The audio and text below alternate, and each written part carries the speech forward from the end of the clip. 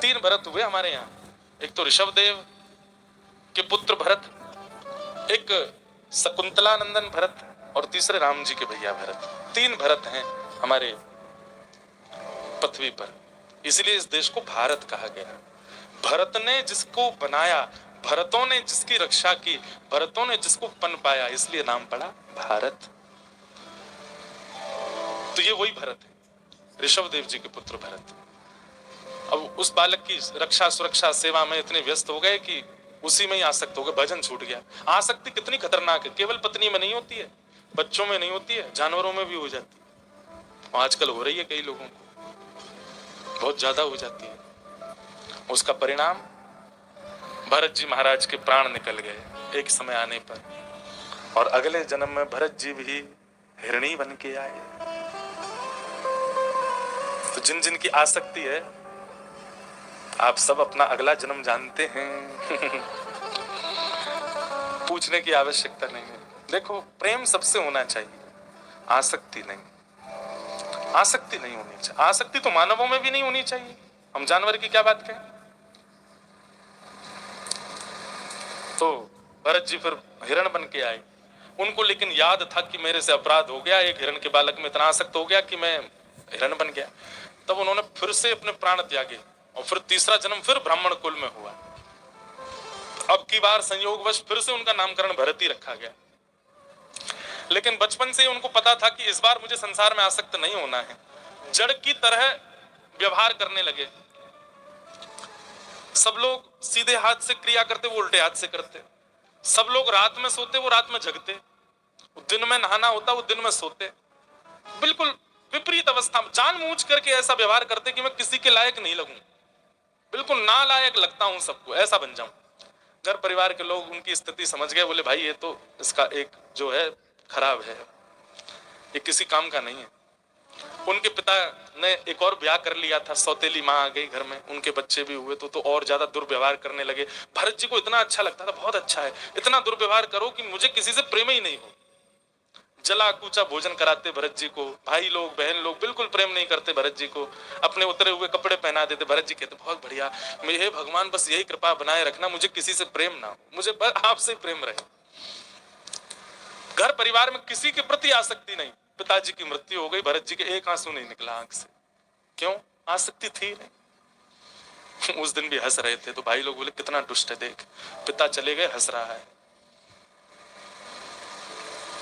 अब तो पिताजी भी चले गए, घर के सब लोगों ने विचार किया, बोले ये हमारे किसी काम का नहीं, इसको निकाल दो घर से। भरत जी से कह दिया, बोले सुनिए अब आप अपना रास्ता नापिए। भरत जी बोले मैं तो प्रतीक्षा कर रहा था, आप कब बोलो, क्योंकि मैं अगर खुद चला जाता तो उसमें भी मेरी निज इच्छा मानी जाती और वो भी बंधन का कारण बनता है। मैं अपनी इच्छा से कुछ करूंगा ही नहीं। आप एक बार कह देंगे कि चले जाओ, बस तुरंत चला जाओ। आपने कह दिया अब मैं जा रहा हूं, घर छोड़ के। इतना ऐसा जीवन जिया, जड़ भरत जी का चरित्र आपने सुन लिया, आपके अश्रु भी निकलेंगे और प्रसन्नता भी। ऐसा चरित्र है जड़ भरत जी का। वन में चले गए, रात्रि में वन में जाके कहीं सो गए। तभी पास के कोल भील एक नर बलि दे रहे थे, नर की बलि चढ़ा रहे थे देवी को। वो नर पता नहीं कैसे रस्सी से खुलखुला के वहां से भाग गया। अब उसको पकड़ने के लिए सारे कोल भील पीछे भागे, वो तो भाग गया, रास्ते में पड़े हुए भरत जी से सब टकरा गए। सबने कही वो तो पतला दुबला था, ये बढ़िया मोटा, इसको ही ले चलो। पकड़ के ले गए भरत जी को। कोई अपनी इच्छा तो कुछ प्रकट ही नहीं करते थे। लेकर के गए, जाकर के स्नान कराया, जिसकी बलि देते हैं उसको बढ़िया भोजन पवाते हैं, प्रसाद पवाया। भरत जी महाराज बोले वाह हे श्याम तेरी अपार माया। कैसी माया है नाथ, कभी तो मुझे भूखा रखते हो, आज 56 भोग रख दिए मेरे सामने। कभी तो जो वस्त्र पहने हैं वो 2-2 महीने 3-3 महीने तक रहते हैं, और आज मुझे नए वस्त्र पहनवाए आपने। सब ठाकुर जी आप सबका ध्यान रखते हैं। भरत जी ने खूब बढ़िया 56 भोग पाया। 56 भोग पाने के बाद पानी वानी पी करके बिल्कुल आनंद में हो गए। उन लोगों को देखने लगे, क्योंकि अपनी इच्छा से तो कुछ करते नहीं। अब क्या, और उसके हाथ बांधो, लेके चलो देवी के सामने। हाथ बांध के ले गए। भरत जी अभी समझे ही नहीं हो क्या रहा है। जैसी देवी के सामने पहुंचे, तलवार देखी सामने। भरत जी बोले ये तो बलि चढ़ाई जा रही हमारी। भरत जी ने अभी भी निज इच्छा प्रकट नहीं करी, तुरंत हाथ पीछे करके सिर नीचे कर दिया। शायद यही मेरा प्रारब्ध होगा, यहीं तक मेरा जीवन होगा। लेकिन आज पहली बार भरत जी ने एक इच्छा प्रकट करते हुए केवल एक बार मां की ओर देखा। मुझे पता है श्याम सुंदर यहां भी आप ही हैं, पर मैं बस आपसे ये प्रार्थना करना चाहता हूं, अगर मेरी बलि चढ़ने से आप प्रसन्न हो जाओगे तो मैं अभी चढ़वाता हूं, लेकिन कहीं इसके बाद मुझे फिर से भटकना ना पड़े। मैंने इस जन्म में एक भी निज इच्छा प्रकट नहीं की है ताकि मैं आपको प्राप्त कर सकूं। मेरा उद्देश्य केवल आपकी प्राप्ति है नाथ। ना मैं पिता का हुआ, ना मैं परिवार का ना हुआ, ना मैं किसी जन का नहीं हुआ, ताकि मैं अमनिया रहूं, आप मेरा भोग लगा सको।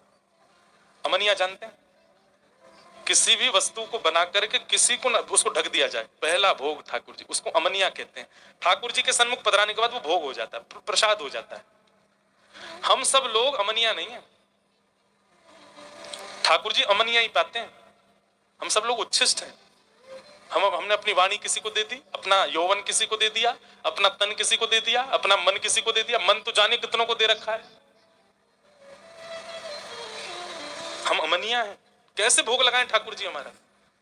पर जड़ भरत जी कहते हैं मैं अमनिया हूं, अभी तक किसी को मैंने अपना कोई भी भाव किसी को नहीं दिया है, इस पर अधिकार आपका है। पर अगर बलि से ही आप प्राप्त होंगे तो मैं स्वीकार करें। उनके इस करुण पुकार को सामने खड़ी देवी सहन ना कर पाई। सहसोच्चाट देवी भद्रकाली मूर्ति भेदन होकर के साक्षात भद्रकाली प्रकट हो गई और उसी तलवार से सबका सर धड़ से अलग कर दिया। जड़ भरत जी जीवित रह गए। थोड़ी देर बाद जड़ भरत जी बोले रक्त तो निकल रहा है लेकिन मेरा तो नहीं है। हाथ ऐसे करके देखा, अभी तक मृत्यु नहीं हुई। ऊपर उठ करके देखा तो साक्षात देवी खड़ी हैं। आहा लाला, अच्छा तो बाकी सबन की बलि चाहिए, पर खाओ पियो तो मैं हतो, कोई बात ना लाला, फिर कहीं मिल जाएंगे। मुझे प्रणाम करके तुरंत भाग गए वहां से। एक नदी के तट पर जाकर के जड़ भरत जी बैठ गए। कौन सी नदी? सिंधु सौवीर देश, जिसको आज आप पाकिस्तान बोलते हैं। सिंधु नदी के तट पर, इसका पुराना नाम सौवीर देश है। सिंधु सौवीर देश में सिंधु नदी के तट पर जाकर के कुछ नहीं, बस चुपचाप बैठे थे, कोई इच्छा तो है नहीं उनकी। वहीं सिंधु सौवीर देश का एक राजा था जिसका नाम था रहुगण। क्या नाम था? रहुगण। वो रहुगण नित्य कपिल मुनि के आश्रम प्रवचन सुनने जाया करते थे। सुनने तो जाते थे प्रवचन, पर उसका 1% भी प्रभाव उनके जीवन पर नहीं था। भाई प्रवचन सुनने कैसे जाना चाहिए? दीन बन के जाना चाहिए, सहज बन के। वो क्या करते थे? पालकी में बैठ के जाते, ढोल नगाड़े बजाते, भाई पूरी दुनिया को पता चले मैं वैष्णव। ये भी एक अपराध है। डंडोरा पीटते हुए जाते थे। आज जैसे तैयार होकर के आए सत्संग में जाने के लिए तो सैनिकों ने कहा महाराज आज एक दुविधा है। बोले क्या? आपका एक कहार बीमार पड़ गया, पालकी उठाने वाला, अब कैसे जाएंगे? बोले मैं रहुगण राजा हूं, ये पूरी दुनिया मेरी सेना है, किसी को भी पकड़ लाओ। अरे राजा की सेवा सबको करनी पड़ेगी। तुम ये बात कह भी क्यों रहे हो मुझसे आकर के कि हमारे पास कोई सेना नहीं है? जाइए किसी को भी उठा लाइए, और मना करे तो उसको जान से मार दीजिएगा। मेरी सेवा के लिए कौन मना करेगा? सैनिक जैसे निकले उनको भरत जी मिल गए। सिंधु नदी के तट पर बैठे हैं चुपचाप। तुरंत उठा, ए चलो राजा की पालकी उठानी है। चल दिए साथ में, जाकर के उनको पालकी के नीचे लगा दिया। जाइए पालकी उठाओ, राजा को आज सत्संग सुनने के लिए जाना है।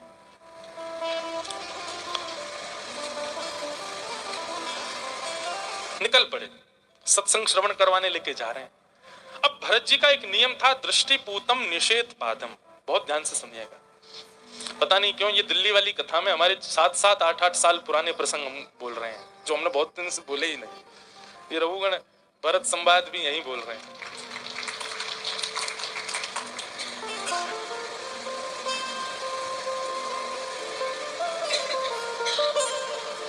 उनका नियम था दृष्टिपूतम निषेध पादम। देख करके चलते थे। एक चींटी भी अगर आ रही होती थी सामने तो उसका भी वध मुझसे ना बन जाए, कहीं यही मेरी भगवत प्राप्ति में बाधा हो जाएगा। मैं 3 जन्म गवा चुका हूं, इसको नहीं गवाऊंगा, इस चिंता में रहते थे हमेशा। अब पालकी लेके चल रहे थे, धीरे धीरे देख के चलते। अब तीनों की गति तो तेज, ये धीमे हो जाते। तो भीतर बैठे राजा का कभी सिर लगता, कभी कुछ होता। तो राजा भीतर से चिल्लाता, ए ढंग से चलो। तो तीनों कहते हम तो ठीक चल रहे हैं, ये चौथा नया आया यही गड़बड़ कर रहा है। तो भीतर से राजा व्यंग करता, हाँ क्यों ना, अरे भाई पूरा भार तुम लोगों ने उसी पे जो छोड़ रखा है। ऐसे व्यंग कर रहा था। रघुगण जी सब सुनते जा रहे थे। भरत जी सब सुनते जा रहे थे। इतने में आगे कुछ चींटियों का झुंड आ गया। चींटियों का झुंड आते ही महाराज भरत जी ने एक छलांग मारी। जैसे ही छलांग मारी तो पाल की जोर की खिंची, तीनों के हाथ से गिर गई। नीचे जैसे गिरी, राजा का सिर फट गया। निकल करके बाहर आया डंडा लेकर के और बोले मैं तेरी चिकित्सा करूंगा, तूने ऐसा किया, ये किया। तब भरत जी महाराज पहली बार चिंता में आए। इसलिए नहीं कि ये उनको बोल रहा है, इसलिए कि ये सत्संगी है, ये अपने आप को सत्संगी बताता है। अगर मैं आज भी चुप रहा तो इसका मुझे दंड मिलेगा कि तुमने एक व्यक्ति को जो सत्संग में जाता था, सत्संग में जाकर के भी अपने विचार व्यवहार को नहीं, तुमने उसको सुधारा नहीं, इसका मुझे दंड मिलेगा। भरत जी महाराज ने उसको खूब ज्ञान उपदेश किया। बोले तुम कहते हो कि सारा भार मेरे ऊपर है, तो रघुगण राजा, हाँ ये भार मैं नहीं सहता हूं, क्योंकि मैं तो एक शुद्ध मुक्त नित्य आत्मा हूं। भार लगना भार ना लगना ये शरीर का धर्म है, और मैं स्वयं को शरीर नहीं मानता। मैं शरीर हूं ही नहीं, मैं तो आत्मा हूं। तुमने कहा इस पूरे पथ पर मैं अकेला ही पालकी उठा करके चल रहा हूं, उठाने का धर्म शरीर का है, पर मैं शरीर नहीं हूं, मैं आत्मा। तुमने एक बात और कही थी, हाँ बहुत पतला है ना बेचारा, जबकि तुम जानते हो कि मेरा शरीर स्थूल है। पर पतला होना मोटा होना ये भी शरीर का धर्म है, आत्मा मोटी पतली नहीं होती, मैं आत्मा। तो तुमने जितने भी वाक्य मुझसे कहे ये मेरे लिए थे ही नहीं, क्योंकि मैं शरीर नहीं हूं, मैं आत्मा हूं। दिव्य प्रवचन सुन करके रघुगण राजा थोड़े संकोच में आ गए, चरणों में गिर गए। बोले महाराज आप कौन हो? तब रघुगण राजा ने, तब भरत जी ने बताया जिस गद्दी पर तुम बैठे हो, इसी गद्दी पर बहुत वर्ष पहले, तुमसे इतनी पीढ़ियों पहले एक राजा बैठे थे, नाम था उनका भरत। बोले हाँ वही भरत, उन्हीं का मैं तीसरा जन्म हूं, मेरा नाम जड़ भरत है। अपने उद्धार के लिए मैं 3 जन्म गवा चुका हूं, और इस जन्म में पूरे जन्म मैंने ये नहीं किया, ये नहीं सब बताया। बोले आज केवल इसलिए बोला हूं क्योंकि तुम सत्संगी बताते हो स्वयं को, और तुम्हारे विचारधारा तुम्हारा व्यवहार सत्संगियों का सा नहीं है। तुम अभी भी देहाभिमानी हो, तुम अभी तक आत्माभिमानी नहीं बने। तब भरत जी का उनका संवाद हुआ। रघुगण ने अंत में पूछा, बोले महाराज ये आप जैसा जीवन बना चुके हैं अपना, ये मैं कैसे बनाऊं? तब अंतिम उपदेश करते हुए कहते हैं कि रघुगणई तत्तपसा नयाति न चेज्जया निर्वपणाद गिरिजा न छंदसा नैव जलाग्नि सूर्यो बिना महत्पाद रजोभिषेकम। ना यज्ञ से, ना उपासना से, ना व्रत से, ना वेद अध्ययन से, ना सूर्य को जल देने से ये स्थिति तुम नहीं पा पाओगे। बोले कैसे पाओगे? बोले बिना महत्पाद रजोभिषेकम।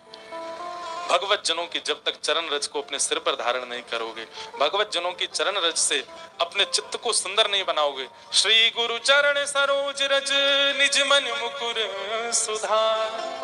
बस इसी चौपाई का ये श्लोक यहां लिखा है। श्री गुरु चरण सरोज रज निजमन मुकुर सुधार। गुरुजनों के चरणों में प्रणाम करो और उनकी निकली हुई वाणी को जीवन में उतारना प्रारंभ करो। तुम भली वेद अध्ययन मत करो, सूर्य अर्घ मत दो, ये मत करो, वो मत करो, तुम्हारा कल्याण संभव है। इसलिए थोड़ा झुकना सीखो, तभी तुम्हारा उद्धार होगा रघुगण। और ऐसा कहकर के श्री भरत जी महाराज वहां से प्रस्थान कर, और कुछ ही दिनों में भरत जी को भगवत दर्शन हो गया और भगवत प्राप्ति हो गई। बोलो भक्तवत्सल भगवान की जय।